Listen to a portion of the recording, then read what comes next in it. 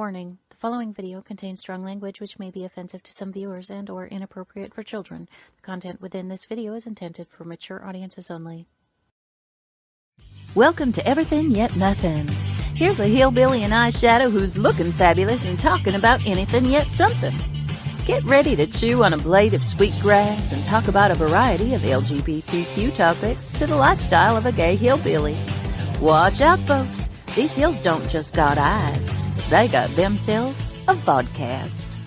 Now, here's T-Roy. Hello, hello, hello, and welcome. This show is going to be so awesome. I have a gentleman here. He's my first guest for the night, Joey Mix. Hello. And we are going to be talking about hatred and bullying within the LGBTQ, so on and so forth. And he's here to share some of his story with us. So I hope you enjoy and totally watch this because it's going to be awesome. Totally fabulous. Hello, Joey. Hi. How are you today? I'm doing pretty good. Yeah? Overall. That's good. good. It could have been a lot worse than it turned out. Right. So, growing up, was it hard for you to, and, you know, when did you show that you were different? Publicly, it really kind of started to come out right after high school or so. I mean, there were several people, of course, throughout high school that did know, but it was few and far between. Right. Right. Yeah. So, yeah, I'd say probably right after high school. Yeah. Yeah. It was different. It wasn't because I was like scared to or anything like that, because everybody I had supported me and didn't have a problem with it. So, I mean, all the people that needed to know knew, but it wasn't like anything I was scared of. And the people that when they did find out, it wasn't a thing. So it was good for me. Yeah. Heck yeah. That is awesome. Totally. You're lucky. I'm very aware. Unfortunately, some people don't have such an easy coming out. That's awesome, though. It took a while for my folks to warm up, but after they did, they came around and they saw that it was genuine. It was a good thing. Good. So did you get much bullying? No, not really. I had a couple people here and there that bullied me, but it was super short term. It wasn't anything long term or anything like that. Oh, that's good. Yeah. Awesome. And you're from Arkansas, right? Just outside of Arkansas. I was at the southwest corner of Missouri, like super far. I could have been to Oklahoma or Kansas in a couple, like 30, 40 minutes, and then Arkansas in like 7. Totally. So, I mean, I was like right on the border of all of it. Yeah. Yeah, that is so cool. So, is there anything that you would like to answer or put out there that you would want to tell thousands of people? I mean, even though that I didn't have it rough, you know, that doesn't mean that you don't. And it will become a thing that you can work with, you can live with, and people are good with it. It's not as deep and dark as it used to be. Right. It is becoming much more prominent and relevant as people learn about it and educate themselves on it. That's something that really needs to be known about. Absolutely. I 100% agree. People don't understand, like, there's so much more to it than just gay. It's not just that.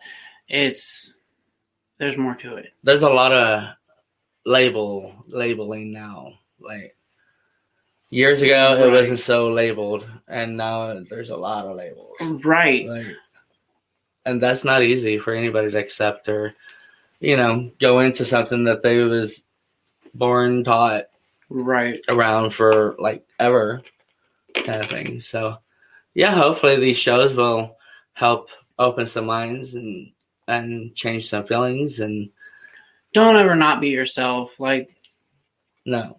Be genuine, guys. Totally. Be yourself. It's awesome. Like, it'll make you feel a lot better. It will, and it makes it a little bit easier to where you can fight just about anything. Anything. And, literally. Yeah. And if you need somebody, always turn to someone that you love. Even get a circle of your own to where a group of just awesome friends and that's going to be on call to where you can call them and let them know, hey, something's not going right, or something like that. Right. So, yeah, I think doing stuff like this is going to help a lot of people. Absolutely. And case in point, that friend of mine, whenever we met, they came Taco. I mean, he was scared to death to come and meet my boyfriend and Troy here because he didn't know much about the gay community. He was actually worried we were going to get jumped for a little bit. He brought a knife. He jumped somebody. Oh my god! He brought a knife to our first date. Yeah, he did. Yeah, he was down. He was totally in business right there. And the whole time I was going down, your man was nervous as shit. Hey, Chad didn't say a thing. No, he didn't. I did all the probably talking. why he took me with him. Because he was so excited and then he was nervous as shit. Did he talk on the way there? Oh yeah. Oh, okay. He just shut up as soon as right as you pulled up. Yeah, pulled up and he's like, and I mean, Chad, he didn't come out until we met, and he was 20. Let's see, he turned 35, 7 years, so he was 28 when we met, 27, 28, and that's when he came out to his family, and he just called his folks and was like, "Hey, this is it." I couldn't believe it, and that's what gave me. That really gave me the push and motivation to basically come out a second time and tell my folks, "Hey, I'm with the guy, and that's how it's going to be. And if you don't want to be a part of it, that's your thing." Totally up to them. Yeah, they came around to it, and they were fine. They realized I was sincere, and that I wanted to be with him. That's cool. I like that. See, you can change minds, honey. Yeah, you can dude, change minds. You wouldn't think it could happen, but it did. My mom and my husband-to-be is better friends than I am with my mom now. No joke. She showed up at my house yesterday. I didn't even know she was on the way. I love it. Totally love it. She lives an hour and 15 minutes away. And she showed up just out of the blue. Chad knew. I didn't.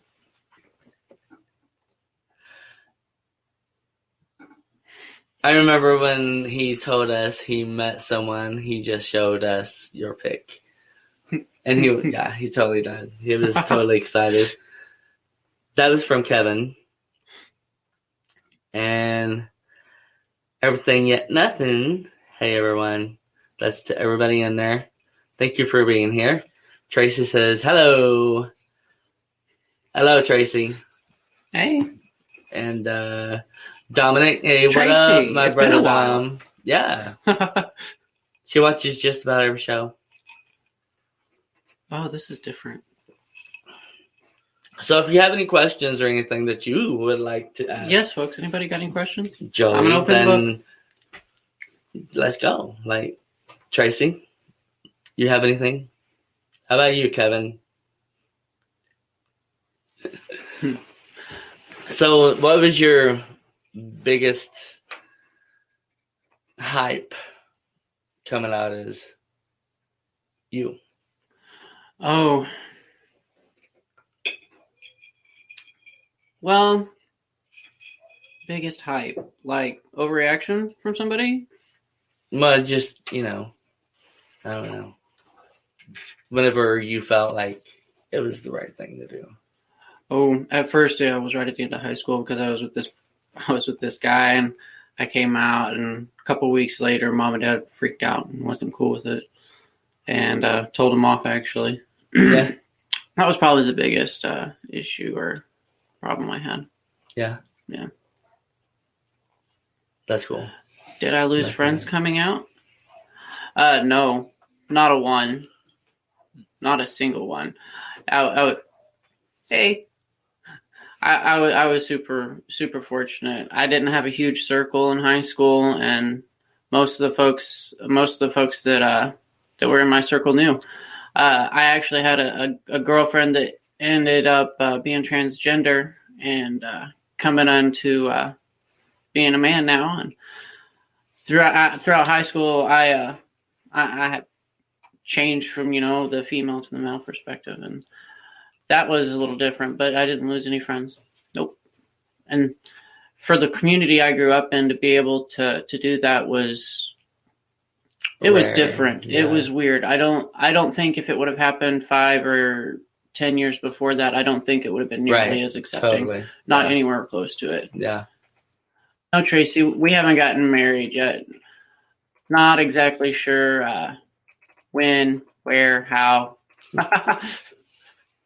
Yeah, that comes later. Yeah. When it hits you. This April will be 7 years, so I guess I probably should get on that. 7 years, man. It flies by. It does. It really does. I can't believe it. I really can't. My last relationship was like 4 years with a 6-month split in between, and that was something. And now this, and I'm like, I'm not even, no, not nearly as much stress. It's awesome. Yeah. Yeah, it is. When you meet the right person and you click, it's awesome. It is. And you'll find it, it's not easy. But goodness, no. I had to go 5 miles out of my range on the dating app, guys. 5 miles. That's quite a far distance in Missouri. When you're driving through the hills, it makes a difference. In Arkansas. Yeah, totally. That is funny. I love it. So, siblings? I got a little brother. He's 3 years younger than me, twice my size. He takes after Dad, and I take after my mother. Yeah. But he was pretty cool with it coming out. He was probably one of the first that knew, actually. And he was fine with it. He was like, "You're still my brother." I don't think he necessarily supports it, but he doesn't fade. He doesn't show it or anything like that if he does. Yeah. That's nice. That's good. Yeah, that is nice. That is really nice. Wow, girlfriend was suffering too. Be our flower girl. No, Tracy. There you go. I can see that, Tracy. I can. You make a pretty flower Kim. Girl. How are you doing? Hello, Kim. Do you got any questions? How did you feel, Kim? That's Chad's sister, actually, guys. How did you feel when Chad kind of came out?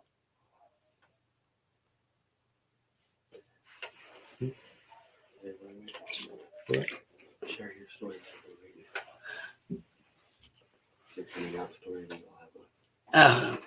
Well, my coming out story is I decided whenever I was 21 to definitely come out. I tried coming out at 18. It didn't work out. Ted. Hey, Ted, my boo. And so whenever I came out. Then everybody was like freaking out. Oh my God, you're gay. And so I kind of went back in because at that moment in time, I didn't have the strength I felt to carry on through any drama and all that stuff because I've always been anti-drama and, totally down for people living in love, harmony, peace, and just, as almost one, not hating each other. And all that good stuff. So I came out the second time. And, of course, I was hated. But at that moment in time, I didn't give a shit anymore. Because I was so ready to come out that I was like, hey, it is what it is. And if you don't like it, if they don't like it, they can turn around and walk the other way. Because I ain't going nowhere. And my family, LGBTQ, and so on and so forth, you live for you, you be you. Don't you let nobody else keep you from that shit. And if so, you tell them to fly a bird and go fly a kite. Yeah, go fly a kite. That's one of my favorite sayings. That's not mine. Because it's worth fly it. A kite, yep. It really is. It's not easy. It is not easy whatsoever. I was sitting on the couch and I was like, hey, Mom, got something to tell you. And she's like, well, what's that, honey? And I was all like, don't know exactly how to ask this, or to tell you this. Not to ask, but to tell you this. And I don't want you to, like, totally freak out on me or anything like that. And she was like, oh, I won't. You know, what is it? And I said, I'm gay. And she said, you're what? And I said, I'm gay. And, you know, of course, at that moment in time, she wasn't welcoming me. And it took a lot for her to come around, because she was born and raised in a time to where homosexuality, any LGBTQ, was not even heard of, talked about, or anything like that. So it wasn't easy for me to come out. And now I think everybody is a little bit easier on coming out. And really, come out and be you. Don't hide yourself. Don't lie to people. Like, you'd be surprised who'll support you. Yeah, and it's so freeing. So much shit off your shoulders. It's like, I don't give a shit anymore. You know, and you get that going on, and you just live a better life because you start sticking up for yourself and start being you and living life. It's kind of like the grass is greener on the other side. And it is. It really is. Yeah, because it's built on a septic tank. Tracy Random says, or I can sprinkle fairy dust all over you for you. There you go. I love the fairy dust. And I love being a fairy. And that's my other cousin, and we used to hang out. We hung out a lot. And we still hang out, but we're at a distance. And but when we get together, we throw that fairy dust everywhere, because we just, you know, she's been my rainbow through a lot of things growing up and in my lifetime. Hello, little sister Destiny. Love you. Yeah, my little sister says, I got into many fights with people for making fun of you. And she did. Like, she was the very first one that I came out to. And, I mean, she's a little spitfire, because she's always been scrawny little shit. And she would get up in their face. Don't you be talking to my brother like that, and all kinds of stuff. And she's always been there, and I really appreciate that, sister. I love you forever and always. What? Kim was happy about it. Oh, Ted says hello. That's good, Kim. Yeah, that is really good. I was very happy about it. I'm glad he can be himself now. And that is Chad's little sister. Yep.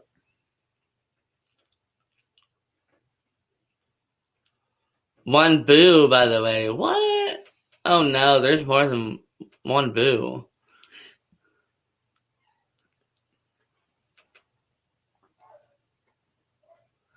Dominic says, one is the key, my fam. Never give a shit. You're such a great person. Oh, thank you, Brother Dom.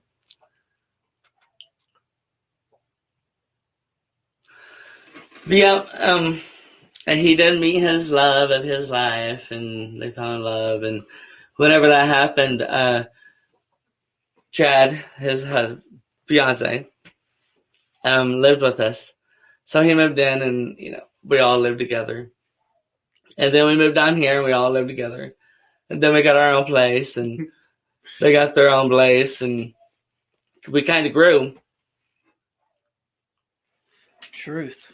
I'm like, Tom, I can't talk tonight whatsoever. I've been excited for this show. I was all like, oh my God, I can't wait. It's going to be so awesome. And it is. It's so awesome. Thank you, Joey, for it's a pleasure, man, being on and like sharing your story. And did you get a hold of Brother Phil? Yes. Cool. I'm excited for that. I hope. Yeah, totally. I hope in a couple of weeks I get to see him on here. So yeah, cool. You will. You will. I'm excited for that. Totally. I've talked to him, and we're gonna do a phone interview here soon. Cool. Let me know how that goes. Yeah, totally. I might even have you come on it. Okay. Just I could do that. You know, break the ice or whatever. Whatever. Yeah, I'll sit right here. Yeah, that'd be cool. To talk about how it was going from dating and changing and yeah. I love really that. Well. Like I love learning about people. He's one of my best friends. It's awesome. He's awesome. Yeah, he was really excited. I'm excited to have him. Ted Van Sun says, Joey's cute. Oh, well, thank you.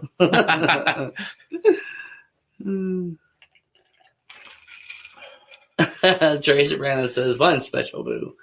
Joey, where are y'all living now from Tracy? We're over in Rockaway. We're still at 538 over there. Mm-hmm. 538 or 6, I don't know. Yeah, you went They changed the address Halloween when party. we moved in. Yeah, the place you came for the Halloween together. Party. Yeah. Yeah. Yeah, everybody, we have a Halloween party every year, and this kick-ass Halloween party. Like, we get everybody invited, and we just hang out. It's usually a potluck. Yep. And it's just really cool because we all get along, and we do what we do, and we have fun at it. There is no arguing, no drama, nothing like that, because, you know, I think that's why we've always gotten along. Right. Joey and Chad and Kevin. Because we're not drama. You know, we don't even have it around us or live in it or anything, you know, because truth. We realized a long time ago that you got to have that in life. Totally got to have that. Tracy, did you want to maybe do a Halloween party or something this year? Ooh, that would be cool. I'm down. Podcast a Halloween party. Oh. Family. That's an idea. I have fam that would love to come on that, I bet. Be an easy way to socialize with everybody still. I got one of them right here. He's another brother. Yep. He's a new brother. That's right. Mr. Jason. Totally excited to have you. Yeah, I'm so Thank happy you, Teddy, very much for giving me this opportunity. I really appreciate it. And WLFEDB Radio, you're awesome. Same Y'all here. rock. Yeah, still my thunder. And you really help tremendously because the stories that my people come up with, you know, is true. There is no fakeness to it. There is no bullshit. It's totally straight up. And we're hoping that it helps a lot of other people just change their mind and their feelings on how they feel and life, because it's going to be good. It's going to be better. Definitely 100%. Especially if we all do that, that'd be awesome.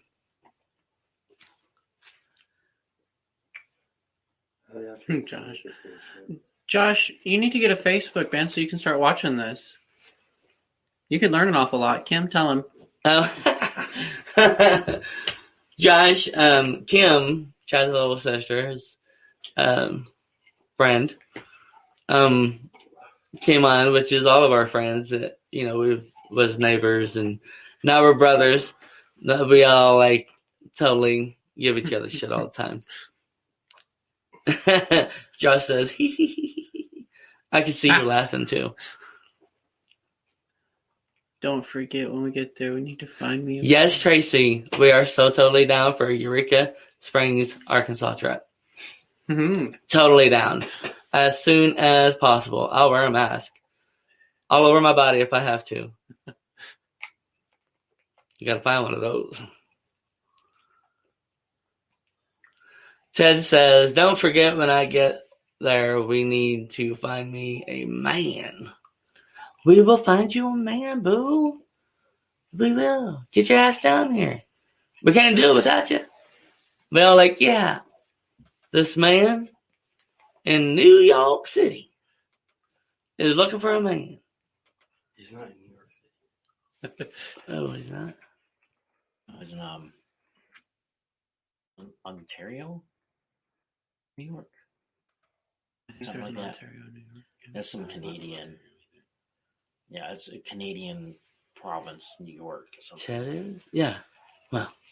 Ted is far from New York City. It's around New York City. No, he's 5 hours from New York City. It's 5 hours from New York City.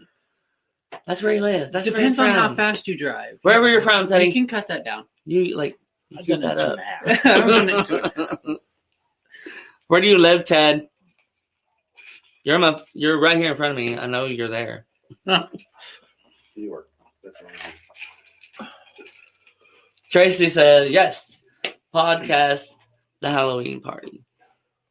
But before the Halloween party, we got to make a trip, me, Kevin, Big and Tanya. And that's going to be South Carolina. My first wedding doing T-Rod TV. And I'm so excited to be there and doing that. And I can't wait. She's going to be on next month. And you'll like her. She's an artist, one of a kind. So you're going to love it. Where are you? Oh. Okay. Well, it's a part of New York, Ted. That's what I was trying to get at. It's like Bun Freaked Egypt on the other side of New York. And it's called It's cold. Avon, New York. Going to Gettysburg, apparently. And he says, it's nowhere near being New York City. Really, Ted? Really? You're just like my husband.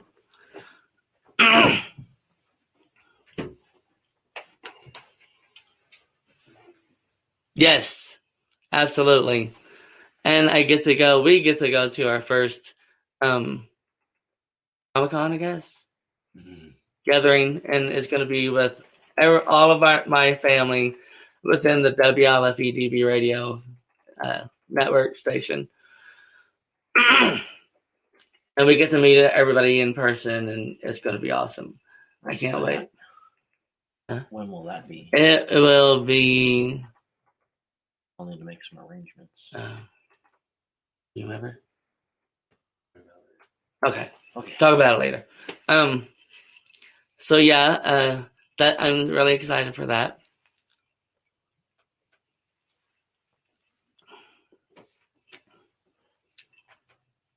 Let's go to the commercial. Stay tuned.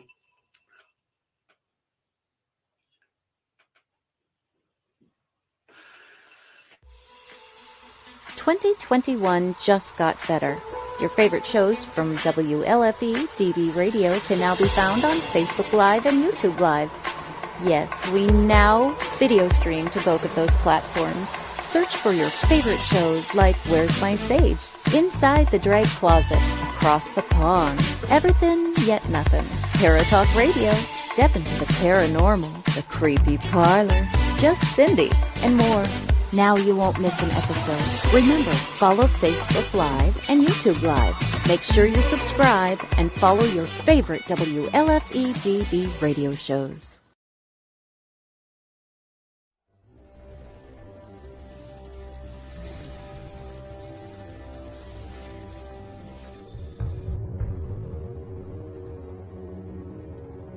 This award-winning thriller has it all. Murder, political intrigue, mob revenge, and a bit of romance. Not to mention strong female and male characters with a storyline that could be tomorrow's headline news. Now for a quick peek into our story. To help solving a nationwide plot involving the assassination of several U.S. senators, the O'Rourke team is called in. To complicate matters, they now have to work against the clock to rescue one of their own. You see, the mob didn't take too kindly to the O'Rourke team's involvement last spring. It seems to have led to the indictment of their boss. Will they succeed?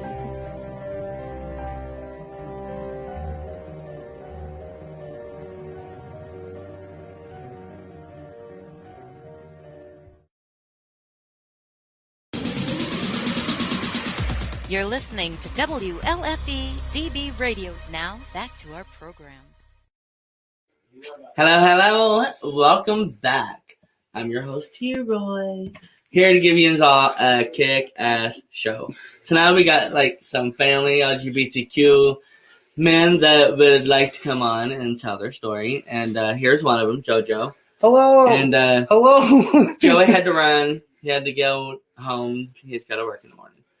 And We're going to be talking about his story later. This is my co-host for the night. And we will be talking and speaking with Jeffrey Henry. Yes. And he is right here. Hello, Mr. Jeffrey Henry. Hello. Hello, how are you? I'm great. How are you? I'm good. Hi, Jojo. Hi. It's nice to see your face. It's been a little while. Yeah, I know. That's cool. Nice to see you guys too. So, what would you like to talk about tonight?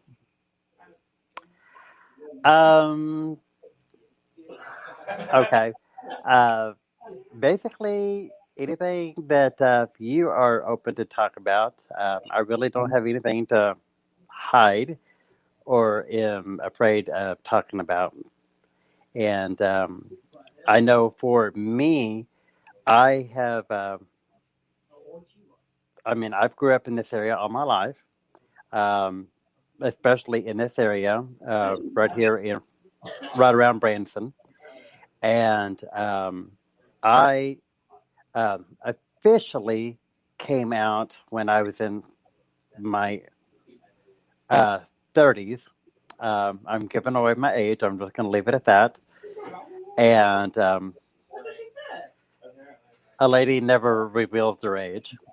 And so, exactly, totally. Yeah, but anyway, like I said, it was in about 2005 when I actually officially came out to my mom and my brother, and my dad had already passed. And I had told a few friends before then, but that was when it officially, when I officially came out. My brother was a lot more accepting than my mom. My mom was completely different. She was very upset. There were some few choice words said that kind of surprised me because I knew she wouldn't like it, but I figured that she would have a little bit better time than maybe my brother.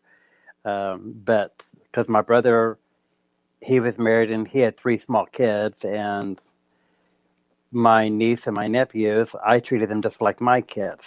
And they was, like I said, little. They was all under the age of 8. And I was afraid that, when I told them, my brother would not let me be around the kids. That was not even an issue. Actually, my brother was standing up and defending me to my mom when she made some very negative and hateful or negative comments. I'm not going to say hateful, but she just didn't like it. It was a shock. My family had talked about it. Other family members had talked about me, but never said anything to my face. But in 2005, when I actually sit down and told her, that was when I really got to the point where depression was really hitting me very hard. That was also the time that I went to my first St. Louis Gay Pride Festival. And I was a paramedic at the time, and I went up there to volunteer to help out in the first aid station there. And, being from this area and then going up there to St. Louis and being around all those folks at St. Louis Pride, as the old saying goes, I was like, I'm not in Kansas anymore, So it was a very eye-opening experience. Met some amazing people, and I still have made some, still keep in contact with people that I met up there. But after I came home from St. Louis Pride, then that's when things really started. I'm going to say the emotions really started flooding, coming to the surface, and I was just like, love is love. If people don't like me for who I am, then screw it. I don't have to have you in my life. And, but my mom, like I said, it was rough for the first few weeks, but, it took a while. We didn't talk for literally 2 weeks. And, my brother, like I said, there was no problem with that. And he's younger than me. But, I did have some people that knew about me beforehand. But as far as family, I officially told them in 2005. You know, I had um, I had been through issues in the past, with depression, and I always knew that I was different. Um, I guess people say, "Well, when did you first know?" Sixth grade, uh, and because I had a crush on a boy in sixth grade. I'm just going to leave it at that. Um, and but I but 2005, after going to my first St. Louis Pride Fest, that's when things really went off for me. You know, seeing all the love and energy at St. Louis Pride, seeing couples, same gender couples with kids, and seeing all the families and everything. And it just really opened up your eyes when you've never been around it, never experienced it. Um, and after I came home, I just felt so. It just got to the point where I could not hide or deny any feelings that I had. I was having a hard time sleeping. I was crying, being very emotional all the time. And I just made the decision. I said, I have got to get this off my chest. If they want to be a part of my life, hey, so be it. I love them. But if they don't, sayonara. And like I said, my mom, it took a while. It took a couple of months, and then things started getting better.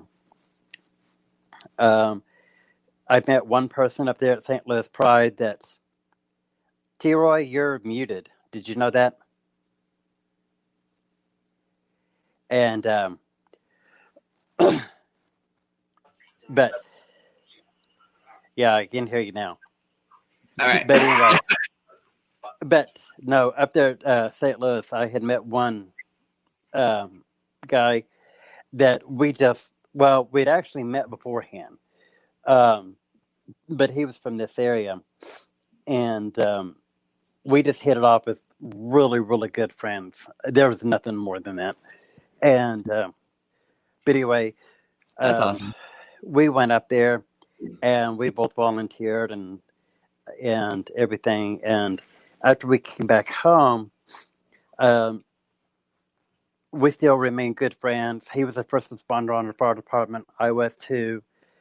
Worked on the ambulance in this area, and he would come and do ride-alongs with us on the ambulance, and because he wanted to become a paramedic. And but I found out that he was not accepted by his mother. His dad was out of the picture.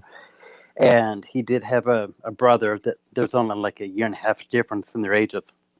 Yeah. And his brother was a redneck country kid. Did not like gay people. Oh, boy, yeah. And, his brother loved him for him, but his brother didn't love his lifestyle. Right. And anyway, after the brother got around me, for some unknown reason, the brother started liking me, as a person, and kind of opened up his eyes, and Yeah, that's awesome. And but anyway, that all worked out as a positive note. But my friend, I had found out that he had been bullied pretty extensively. He'd even been abused, and like I said, neglected by his mom.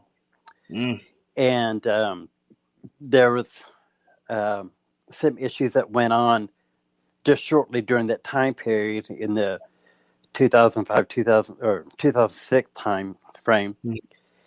And and I was there to support him as much as I can and kind of be his rock. And at that, I mean, you can only do so much. Yeah. But I did everything I could for him, to be there for him and support him. And, and others did too. But when you get in this depression state after being bullied and abused, it takes a lot. It does. It takes a lot. It's very harmful. You don't know how to control your emotions. And that's what that happened. And there was for about 8 months that I had lost contact with him. And his brother couldn't even find him. Well, I found out later that his, months later, anyway, he had been hospitalized twice for suicide attempt. And, but when he called me, my friend, do you want me to say his name, his first name? Because I can. Yeah, okay. That's fine. Anyway, Eddie, he called me. I hadn't heard from him for 6 months easily, between 6 and 8 months. And I had tried calling him multiple times, contacting everybody that I knew. His brother didn't even know. I was calling around sheriff's office, county morgues, hospital, you name it. Yeah. In the area where he was at. And, of course, nobody would tell me anything. Right. And same thing with his own brother. And then one day in November, he called me. I want to say it was November 7th or something like 17th. Anyway, he called me out of the blue. And I hadn't heard him, like I said, between 6 and 8 months. I was absolutely ecstatic. And of course, that's when he told me that he had been very suicidal, attempted it twice. A cop pulled him off of a bridge over an overpass because he was going to jump off for that. And because he just did not know how to control his emotions. Yeah. And anyway, where he was at, he was 3 hours away. And I had went up there a couple of different times within a month to spend time with him. And, it just made our friendship even grow stronger. And he wanted there to be more between me and him. And I loved him so much, but I loved him as a brother. I didn't love him romantically. Right. And, but there was... he did have a partner, a boyfriend then. They hadn't been together very long, but he had been cheating on him and stuff like that. Oh, my God. So, it was that negative thing. And he would give the shirt off his back to help someone out, and he would turn around and he would get the short end of the stick. Yeah. And, but I had went up to go spend some time with him a couple of different times. And then the Christmas week of 2006, he had came down and we spent some time together. And my mom and him, we kind of had a little blow up. And him and my mom, they they got into a fight about something. I don't know what it was. And I confronted him and I said, okay, sit down.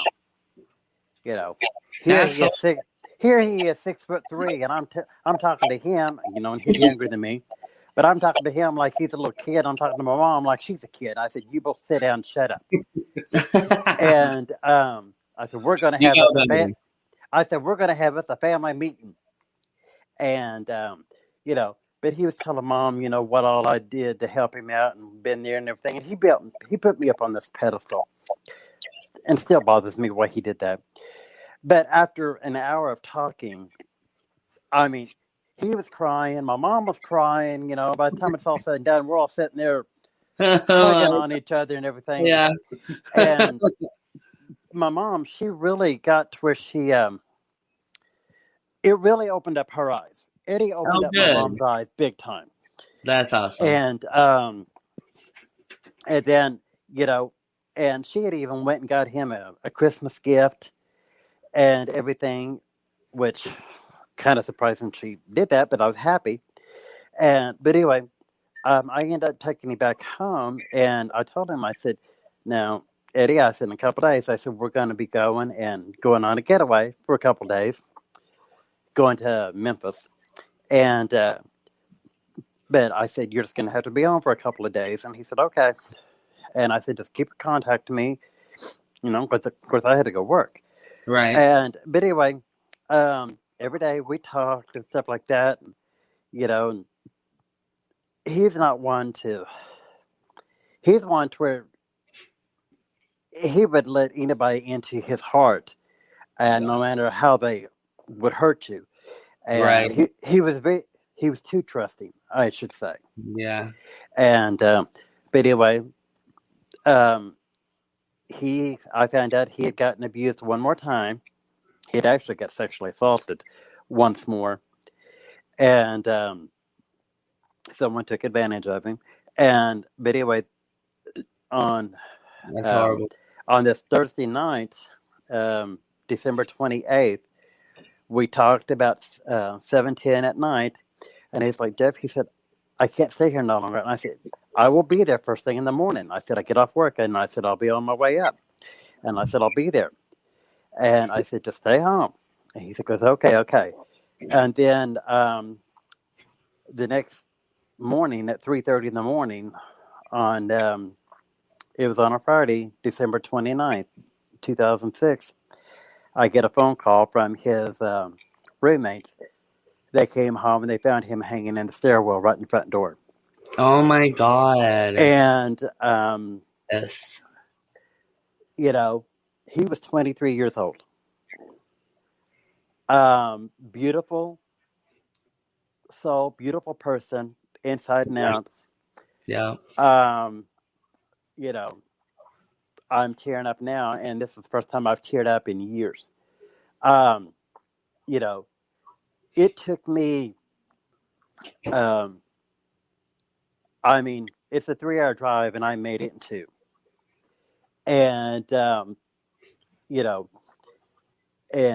but I was up there all day long. You know, I'm the one that contacted his family. Mm-hmm. And he had a brother and sister and his mom. His mom, she was saying, you know, what all she was going to do. And, you know, he was going to be. And I said, no. I said, you cut him out. I said, you don't have a say-so. I said, I didn't even have to call you, but I said I did. I said, and, you know, the brother came in from out of state, and the sister, she was going to try to come in. And I knew that he was going to be cremated. But, yeah, it was just a really bad situation.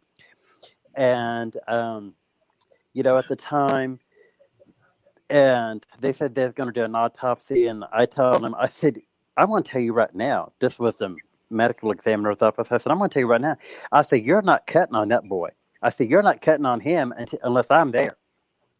Yeah. I said, his family's not here. And I said, Don, the closest thing to family. Yeah. And then when I was telling the investigator and the medical examiner about, you know, everything he'd been through, and the medical examiner, after talking to her for almost 30 minutes on the phone, she told me on the phone, she was crying.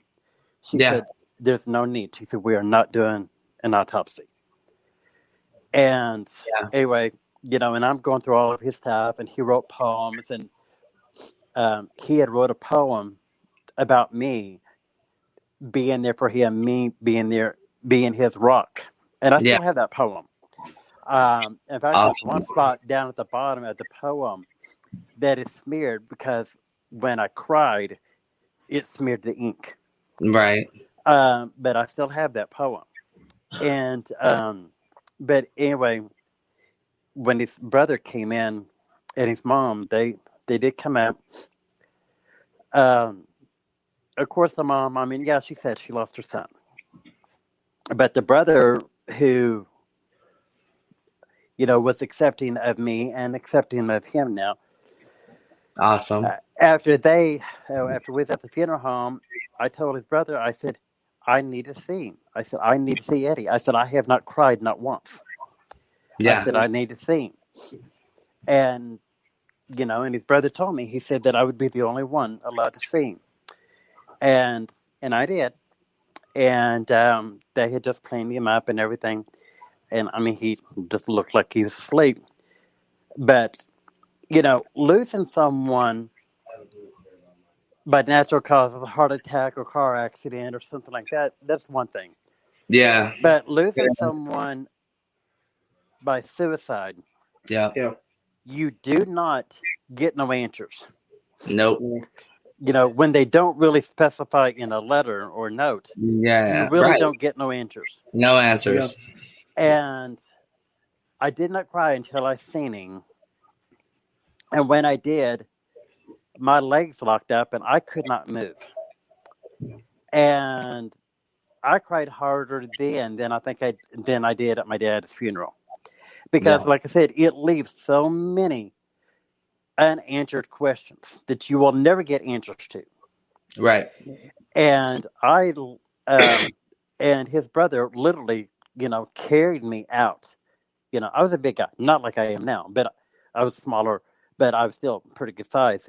But he literally carried me out at the funeral home. And that was so hard. And like I said, after that, it was 2 years before I could talk about Eddie without breaking down. Yeah. But after him passing and stuff,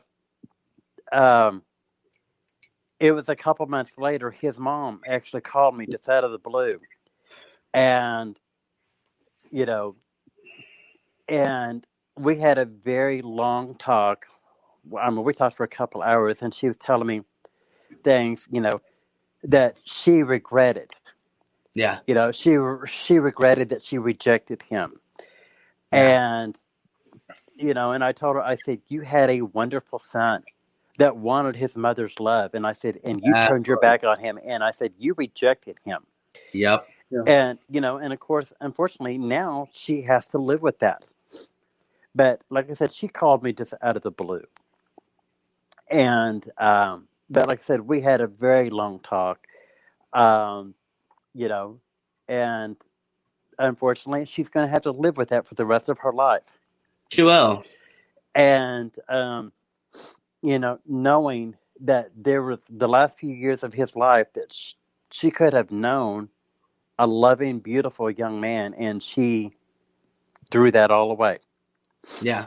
When he was going through trials and tribulations and being abused, bullied to the absolute maximum. She could have been there for him, and she gave it all up. She didn't want nothing to do it until after it was all too late. And it's really kind of sad because there are parents out there that are like, they do that to teenagers or younger than a teenager. Just turn them away and shun them and, put them. And, and she did. But like I said, by that point in time, the damage was already done. Yeah. So, of course, unfortunately, that's going to be something she's going to have to live with. Yeah. And one of the things I want to talk about was, about that because, losing someone to by suicide, especially, in any situation, is horrible.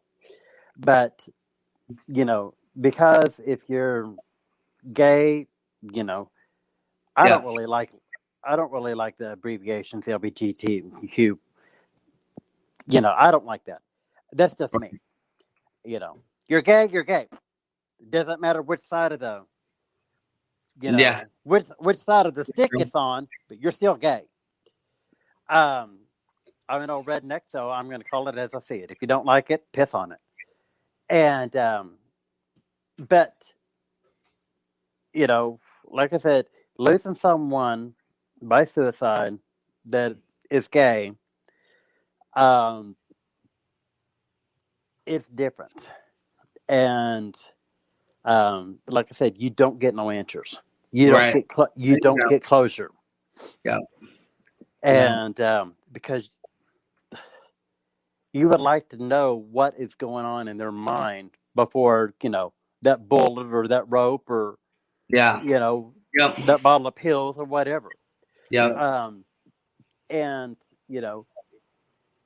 when somebody is saying that they're depressed, then listen to them. Even if they said it 50 times, listen to them, because it could be that one time, they've said something or they gave that hint. Yeah. But you just didn't pay that close attention to it. Right. And I've always said, I have an open door. If you have if you don't feel safe or you don't feel comfortable talking to someone, come to me. Yes. I have been hurt before in the past, not because of my lifestyle.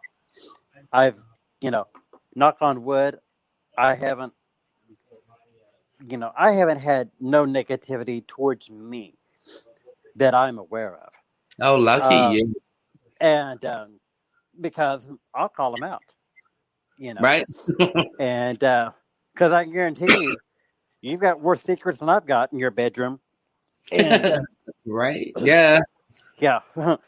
And some of them I've got proof on. But anyway. So, yeah.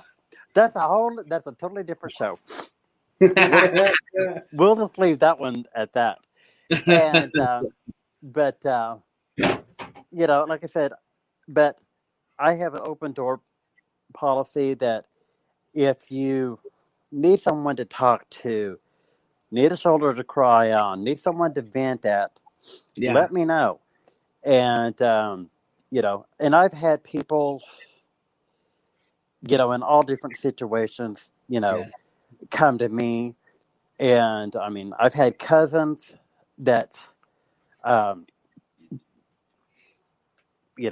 I come from a big family. Yeah. And so, but I've had family members that, have came to me and told me that, one thing, whether or not they was bi or something like that. Right. And I said, okay, so what's... Yeah, right. Mr. Jeffrey, we got to take a short commercial. Go for it. I will be right back with you. Thank you.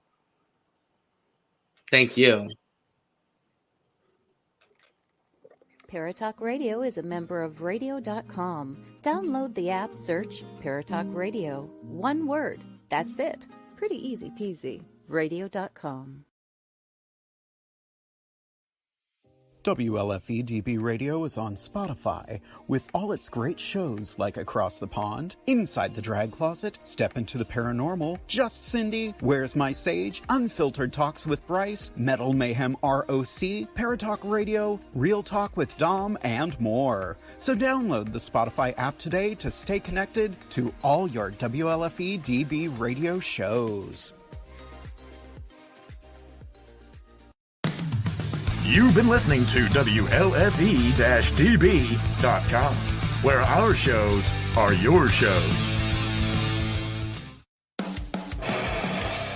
Hey guys and dolls, this is Casey DeVille, the better half of DeVille Inc., Baltimore, Maryland. If you're ever in Baltimore, stop in and see me and Tony. Invisible Bree, 5920 Eastern Avenue, Baltimore, Maryland, 21224. Give us a call if you're in the area at 410-400-9641, or look us up on the web at DeVilleInc.com. DeVille Inc., where we specialize in you.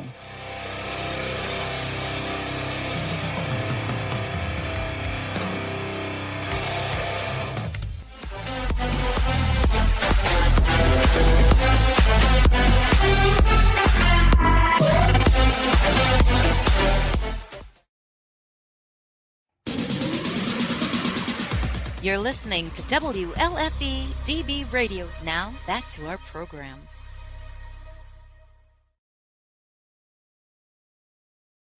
Hello and welcome back. We have Mr. Jeffrey here, and we are talking about some ups and some downs of being in the community of LGBTQ and so on and so forth. And we're letting him tell his story and his life of his ups and downs. And we left off with, you mentioned that you have an open door policy. Yes. And like I said, having an open door policy, if somebody needs to talk, if they have any questions with anything or need help with anything, I'll help in any way I can. Yeah. I don't have much, but what I have, I'll help. That is awesome. We're the same way. I will not be taken advantage of. I have been taken advantage of in the past, and that will not happen. Yep. Nothing really scares me anymore. I've been put through hell and back, and I came back, and I've come out on the other side. So. Heck yeah, awesome. But, when you're, especially, alternative lifestyle, I should say, you're going to go through trials and tribulations, and it will make you stronger. Yes, it will. Absolutely. And whether or not if you realize it or not, it will. It will. And since I am older, I'm not giving my age, but well, honey, you don't look no older. Oh, trust me, I feel it, and I'll just say that. But anyway, I have, like I said, having an open door policy. I grew up, like I said, in this area. I went to a small country church. Baptist, but I was also thrown in a little bit of Pentecostal. So for years, I called myself Baptist-costal. And, and the church that I went to, like I said, I went there from the age of 10 till I was like almost 25. And, the preacher that we had at the time when I left, he made some comments one Sunday, and there'd been some talk beforehand, but he made some comments one Sunday. How many of you believe that God's punishment to gays is AIDS? And this is back in 94. And when he said that, I'm sitting there in church, and I'm thinking, I just cannot believe that he said that. And I was very active in the church, in our small church, and I was very active in our youth. For a small church, we had a kicking youth group. Yeah. Because we done stuff all the time. Oh yeah. And it took me 2 weeks to go back to church, and because I had a hard time, I just could not believe this was my home. Yeah. And unfortunately, I put this preacher on a pedestal. That was my fault. But when I went back to church 2 weeks later, I was having massive headaches, not feeling, and I was talking to a friend of mine who was very open, and she was pushing me to come out at the time, because at that time I was not out at it. And, you had to have been blind and deaf and hidden under a rock to not figure out that I wasn't.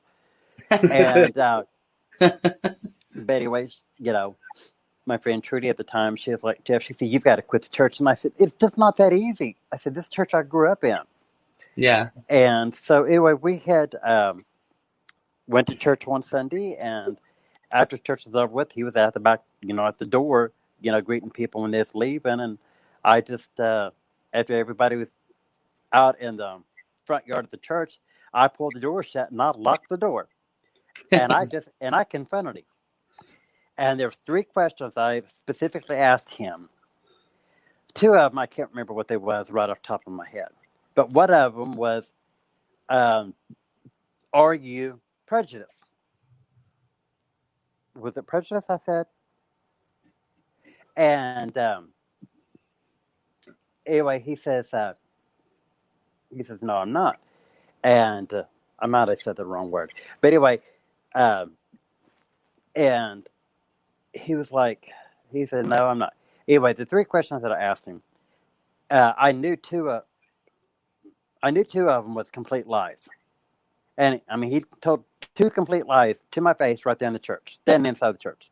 A couple of months later, an aunt of mine had passed away, and he was at the funeral, and he sat there, and not prejudiced. But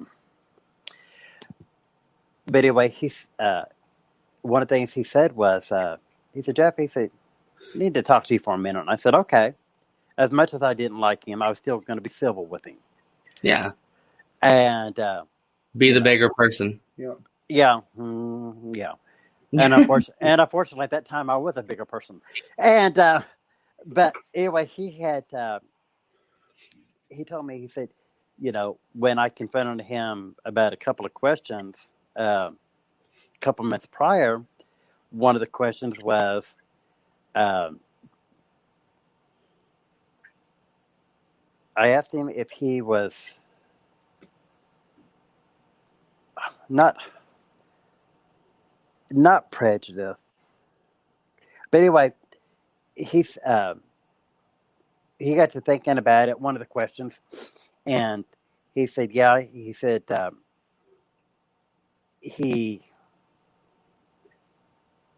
"I'm just having a complete brain fart."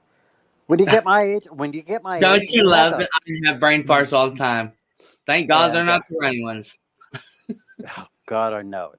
But anyway, he admitted to me that one of the questions that I asked him, anyway, that he did not tell the truth. And I told him, I said, unfortunately, I'm not coming back to the church. And I said, if people want to know the reason why I'm not coming back, I told him, you can tell them the reason why I'm not coming back. Exactly. And, and of course, there were several people asked me when they seen me out and about, they asked me, why did I leave the church? And I said, that's a question you need to ask the pastor. Yeah. And after I left, it didn't take long. The church went downhill. I mean, the doors are almost closed. Oh, wow. Because I told them, I said, if I stay, I said, trust me, I said, it's going to be a tornado come through this church.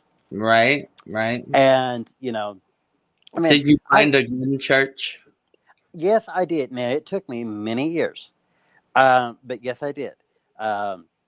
Through those years, for 25, 30 years, I didn't feel comfortable going into a church. Yeah. And back in 2018, God, it's kind of hard to believe it's that long ago. But anyway, 2018, a friend of mine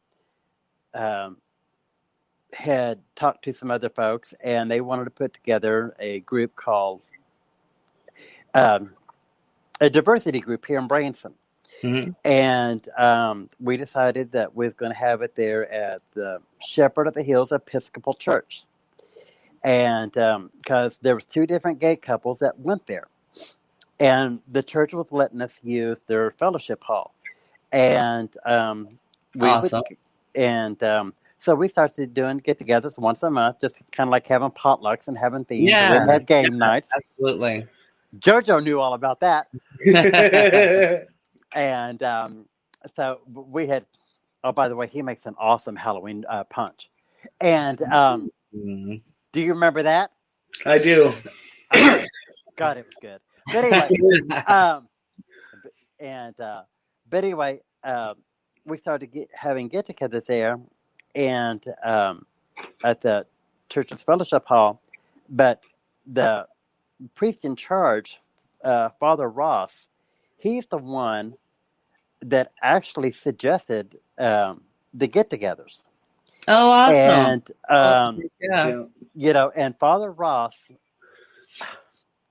you know, I never lost my faith, but he restored my trust in pastor, chaplain, Yeah. you know, priest, whatever you wanted to call him. That's fabulous. And you know, that church, it is so welcoming. They don't see color, they don't see gender. Awesome. They see love. That's wonderful. Yeah. And you know, we had some amazing times there. And you know, the church is still welcoming. You know, and then late last year, I became an official member of the church there. Cool. You know, just because we was having our gatherings there doesn't mean that you know, we want you to come and be a member of the church. Right. You know, but we want people to know that it is a welcoming church. Absolutely. Absolutely. Absolutely. Because, you know, we don't have a large congregation. Yeah. Episcopal religion, faith, it's different than what I was raised. You know, I'm like, okay, I'm not in Kansas anymore, Dorothy. And because, like I said, it is different, but, you know, anytime you want to learn something new, it's going to be challenging. But like I said, it is a loving church. So if you've ever had an issue with churches and being LGBTQ and you don't feel comfortable going to a church, you know, yes, we would love you to come and check us out. You're going to get the message, but you're also going to walk out of there feeling loved. You're not going to walk out of there being condemned to hellfire and brimstone because of your lifestyle. Thank goodness for that. You know, and I mean, because I was crying when I was telling Father Ross about my situation. I said, I want to go to church, but I said, I don't feel comfortable. Right. I said, you know, I was hurt in such racist. That's what it was. That the preacher, you know, that I grew up in, I was saying he was racist, and he said he's not. That's kind of like a woman being a little bit pregnant. Either you are or you're not. Right. One of the audience members says homophobic, and she also said because he passed judgment, so therefore he was judged. And a pastor is to save and bring in God's love and light. Not to pass judgment. That's right. Yes. Well, and the thing about it was, this pastor, he was preaching his beliefs. He was not preaching what the Bible said. Yes. He was preaching his beliefs. Right. And that's what I confronted him about. And I told him, I said, when I decided that I was going to leave the church, and I said, and if I ever hear you make another comment that does not, about your message not coming out of the Bible, but you're preaching your beliefs, I said, I will go to the pastoral board. And I said, because you have a license, and I said, I will make sure that you will never have a license again. And, you know, so, I mean, and needless to say, I put the fear of the devil in him. And he did not stay at the church very long after that. He's been to a couple of different churches.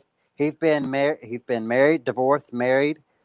You know, but he also knew that I had my eyes and ears out there, and we've seen each other a couple times since then. Yeah. And I'm civil with him. Good. That's awesome.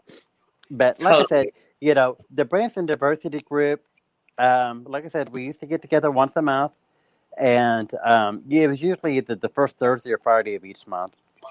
And but last year, because of COVID, we wasn't able to get around that much. We did have a couple of get-togethers, and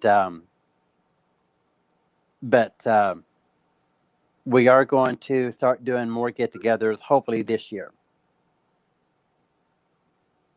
Yeah, totally. So, well, there isn't much time left, so I will ask you my last question, and that question will be, I would like for you to tell the one that you are with, that you have given yourself to, heart, soul, exactly what he means to you. Okay. My boyfriend, his name is Zach. We've known each other for several years. We was friends for several years before we officially became a couple. And we've been through some highs and lows. I think we've been through more lows than we've been through highs. Yeah. But it's really hard to explain our relationship because we was friends for so long before it progressed. But he looks out for my better interest. I'm more of the, I want this, the romantic Cinderella fairy tale. Yeah. And he's not that kind of person. He wants to think more long term and everything. But I do care for him an awful lot. And he does care for me an awful lot. There's times I wish that he would show up more than what he does, but I know deep down he does. Yes. And, we've got our long range goals that we're working on. Awesome. We're Awesome. hoping to have a house within a year. Cool. And That's awesome. So, but yeah, he's the one person that, outside of family, he's the one person that I do think of every day when I first wake up and when the last thing I think about when I go to bed. And I do love him an awful lot.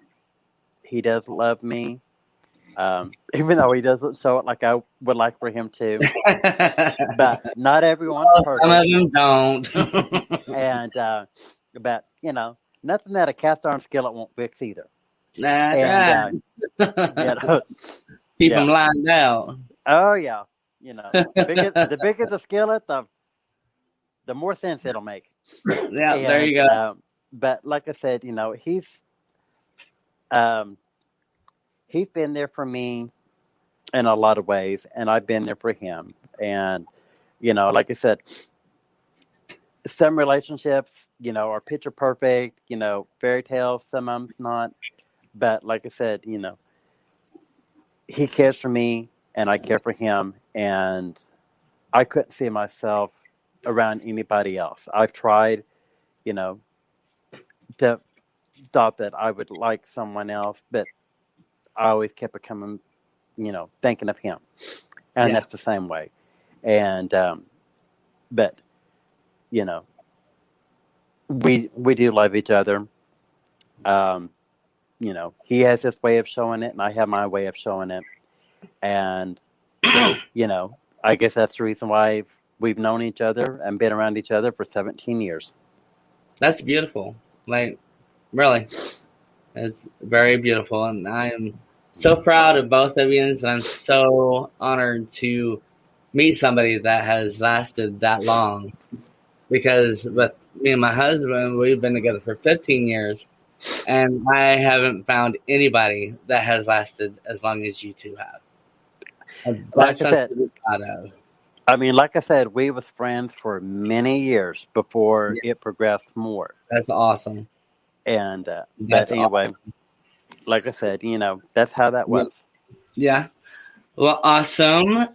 We appreciate you being on with us tonight, and you're very welcome. I look forward to doing more shows and having you on more shows in the future. So, you're welcome. You have a blessed night. Thank you very much. Bye. You too. Bye, JoJo.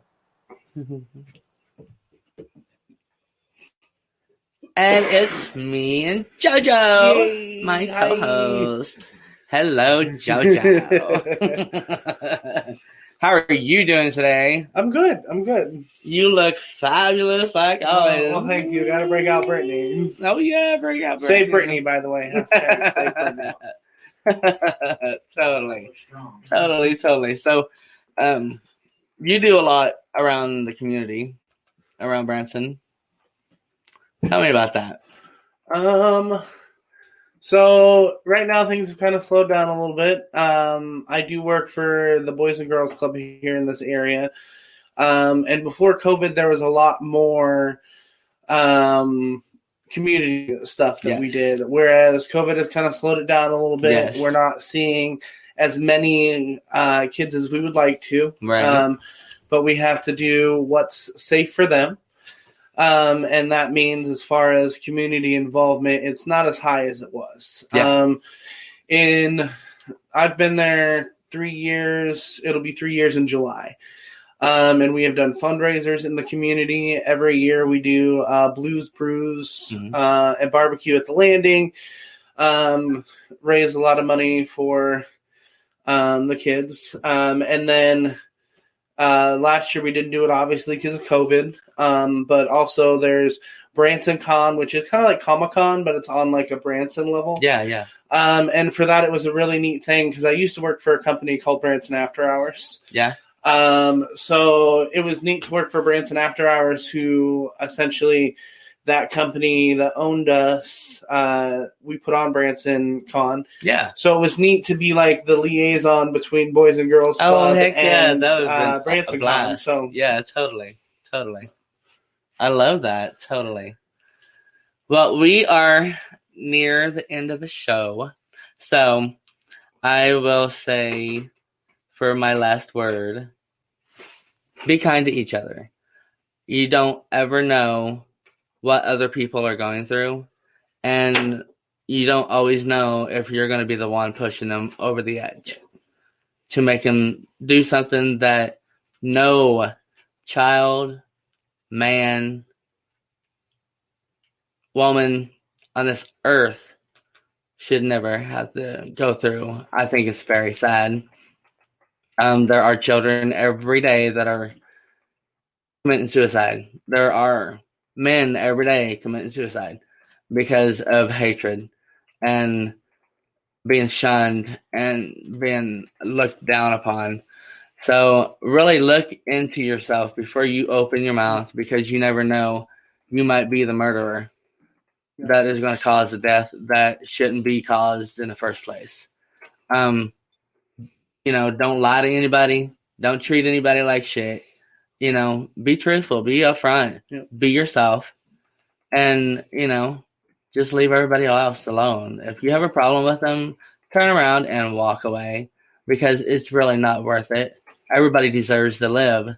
And so, turn around, walk away, change your mind, change your thoughts, because change is life. We must change this life and make it a better life than what it has been. We have done a great job. Everybody that is behind us has done a wonderful job on changing the community and, really making things easier to come out and be yourselves. And, I appreciate that from everybody that has a hand in that. And love each other, love one another.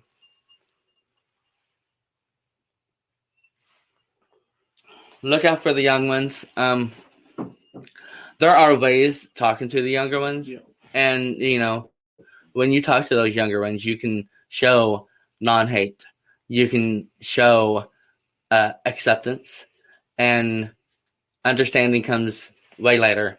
But you can start children out on not being judgmental towards each other, and just being themselves.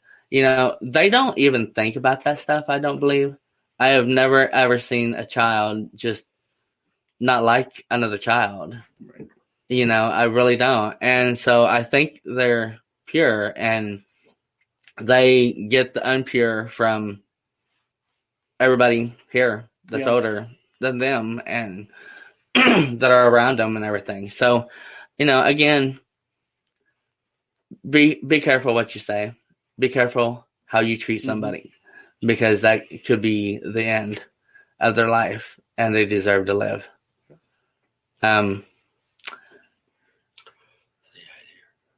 Hello, Erica. Hello, Erica. Hello, Joe. Hello, Bo. Thank you, Tracy, for all your comments and all that. You did wonderful tonight. See, there was something else on here.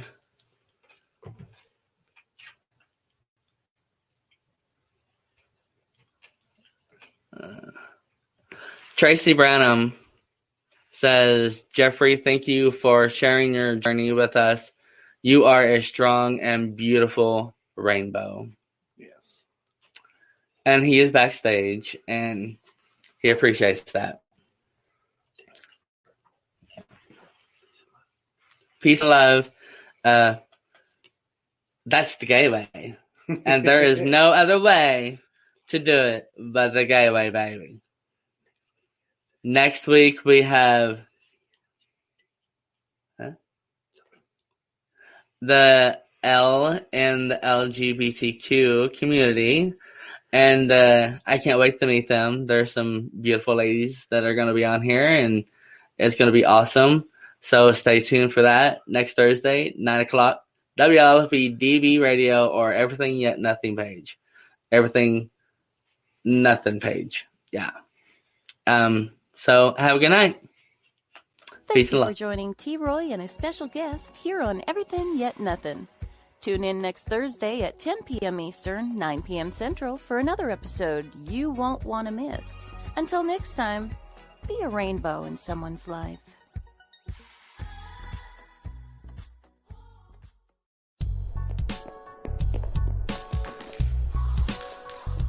Like and follow us on Facebook at WLFE DB Radio.